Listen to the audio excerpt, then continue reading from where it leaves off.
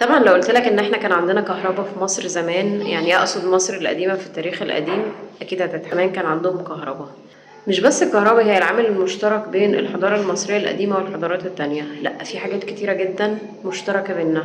الفيديو ده هنقول فيه شوية حاجات كده على غير العادة وغير مفهومة خالص.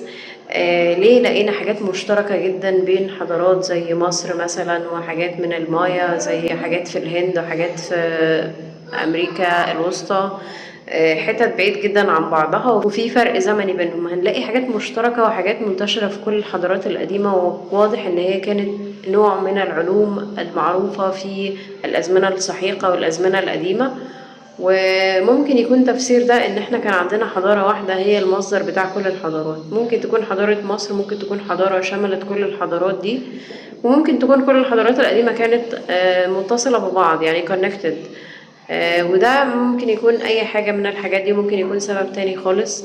احنا هنا مش بنجاوب على السؤال ده، بس احنا هنا هنطرح حاجات مشتركة، حاجات في اوقات كتير هنلاقيها كوبي بيست بين الحضارة المصرية وبين حضارات تانية، وحاجات كمان تقريبا هي موجودة في حضارات كتيرة. وده كمان غير مفهوم. يلا في الحلقة النهاردة حلقة جديدة ومثيرة، وبتتكلم على المعارف القديمة والحاجات المشتركة بين الحضارات. خلينا نبدأ بأول نقطة ألا وهي الكهرباء. الكهرباء حاجة مهمة جدا بالنسبة لنا دلوقتي، ما نقدرش نستغنى عنها. صعب جدا نتخيل حياتنا من غيرها، يعني لما الكهرباء تقطع لها مثلا نص ساعة ولا ساعة الحياة تقريبا بتتوقف. معظم الأماكن اللي فيها سيستم زي البنك والحاجات دي كلها الحاجات بتقف، لازم يكونوا عاملين استعدادهم. طيب أنا بقول المقدمة دي عشان أفهمكم إن موضوع الكهرباء ده مش شوية أسلاك كده بنمرر فيها تيار، لا، الموضوع أكبر من كده. ممكن يكون الموضوع دلوقتي يبدو إن هو متطور، لكن هو في الحقيقة بدائي، لأن احنا بنعتمد بشكل أساسي على الكهرباء اللي بتمر في أسلاك. لكن واضح ان الحضارات القديمة ومصر بالذات كان عندها نوع من انواع الكهرباء اللي هو بيسموها الكهرباء الاستاتيكية، والكهرباء اللي بنسميها وايرلس. يعني معناها ان احنا مش عندنا كهرباء بتمر في سلك، يعني انت عندك مروحة وعندك سلك، عشان تشغل المروحة لازم تحط الفيشة بالكهرباء لانه تيار بيمشي في السلك. لكن تخيل ان المروحة دي تشتغل بدون سلك، يعني انت مثلا تدوس على ريموت كنترول المروحة تشتغل بدون ما يكون في اي سلك بيمر فيه اي تيار كهربائي. دي نظرية من النظريات اللي اشتغل عليها نيكولا تسلا في العصر الحديث، ونيكولا تسلا ده من أهم الناس اللي أعادوا إحياء العلوم القديمة. وأظن كده إن هو كان متصل بشكل كبير جدا، أو حصل له استنارة. نيكولا تسلا كان بيشتغل على فكرة الوايرلس اللي احنا عايشين عليها دلوقتي، الواي فاي يعني، او انك تمرر كهرباء بدون سلك، او فكرة الريموت كنترول انك بتبقى واقف على مسافة من الجهاز اللي هو ممكن يكون تكييف، ممكن يكون مروحة، اي حاجة، وبالريموت بتدوس على زرار اللي بتتحكم في الجهاز اللي قدامك. دي افكار كلها اشتغل عليها نيكولا تسلا. دي واضح ان هي حاجات كانت موجودة في العالم القديم ومنتشرة، لان احنا بس ما لقيناهاش في مصر، لا، دي كانت موجودة في اماكن كتير. الفكرة ان احنا عندنا في مصر، احنا ممكن او في اي مكان من الحضارات القديمة، احنا ممكن يكون قدامنا الديفايس نفسه، يعني الماشين اللي هم بيستخدموها، بس احنا مش قادرين نفهم ان ده ماشين اصلا. ومش قادرين نستوعب هم ازاي بيستخدموه، لان احنا بنفكر بطريقة مختلفة تماما دلوقتي. يعني زي ما انا لسه شارحه لكم المثال بتاع الكهرباء، هم كان عندهم سيستم مختلف تماما، ما كانش بالشكل ده. فاحنا صعب ان احنا نستوعب ان ممكن كهرباء تبقى موجودة من غير سلك ومن غير فيشة ومن غير معدات وحاجات من دي.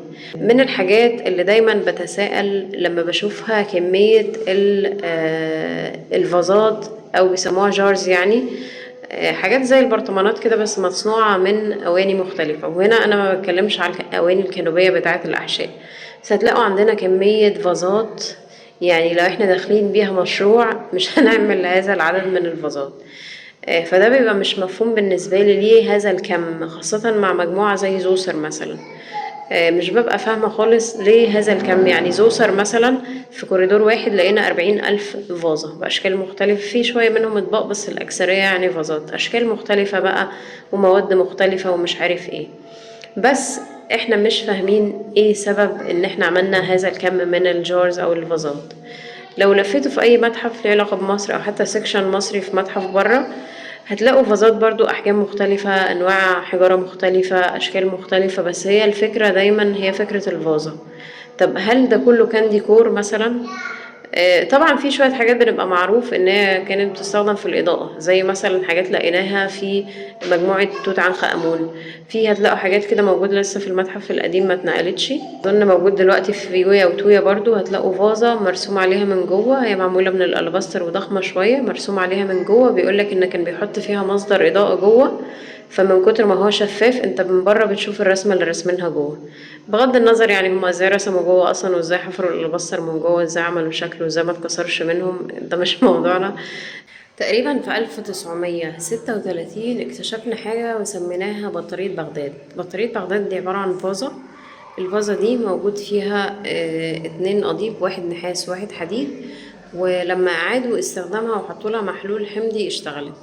فهل ده ممكن يكون نفس الاستخدام بتاع كمية الفازات اللي ملهاش حصر اللي موجودة في كل المتاحف، بالذات لو رحنا المتحف المصري القديم ومشينا في الأروقة الجانبية وفي الغرف الجانبية هنلاقي كم يعني آلاف من الفازات.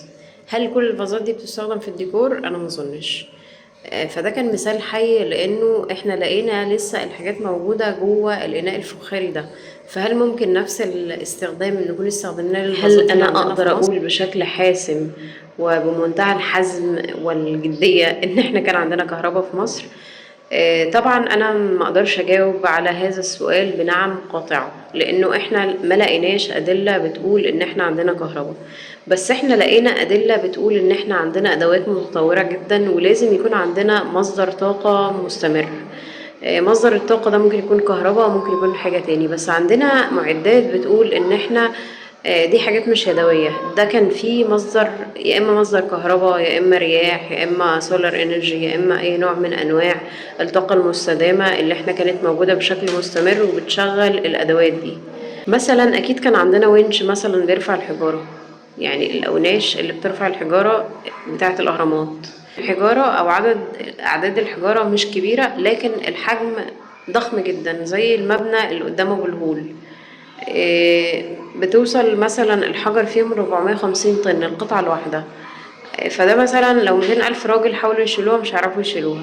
فانت محتاج أوناش أو تستخدم ساوند انرجي انك تأثر على الجاذبية.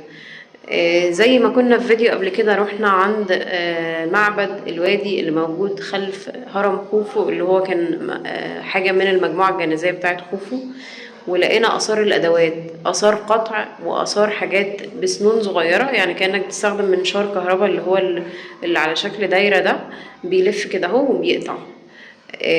فده محتاج كهرباء أو محتاج مصدر طاقة مستمر. فده ممكن يكون دليل على إننا عندنا كهرباء أو حاجة تانية مكان الكهرباء، بس بتشغل مناشير زي المناشير الكهرباء اللي موجودة دلوقتي، لأن احنا لقينا الخطوط جنب بعض بالظبط. فده لو جبت أي نجار ووريتهوله هيقولك ده منشار كهرباء، دي السنون بتاعة منشار الكهرباء. وطول ما احنا ماشيين هنلاقي حاجات كتيرة بتدل ان احنا كان عندنا طاقة مستدامة، او كان عندنا ادوات بنستخدمها او مكان بنستخدمه متصل بالكهرباء. زي مثلا انه في حاجات بتقول ان احنا مثلا كان عندنا ليزر متطور جدا، زي الليزر اللي مستخدم في لزق القطع بتاعة الماسك بتاعة الملك توت عنخ امون، لما حطوها تحت الميكروسكوب وشافوا نوع اللزق، لان هم كانوا فاكرين ان هو كله قطعة واحدة، لقوا ان هو عبارة عن شرايط متلزقة في بعض، متلزقة بنوع متطور جدا من اللزق، very advanced technique of laser، يعني ممكن يكون اصلا احنا لسه ما عندناش منه دلوقتي. برضو من الأدلة التانية اللي بتتكلم انه لازم يكون عندنا مكان متطور. برضو اشكال الفازات اللي عندنا، انواع الحجارة، الجرانيت ده قطعتوه ازاي، الحاجات اللي معمولة من المرمر او معمولة من الرخام او اللي معمولة من الألبستر. الألبستر ده كنوع من الحجارة، ده نوع سهل الكسر جدا، فانك تشكله بالشكل ده هتلاقي اواني بقى على شكل دايرة والرقبة بتاعتها طويلة ورفيعة. فدي يعني لو جبت امهر صانع في العالم مش هيعرف يعملها بايده، فدي محتاجة مكان.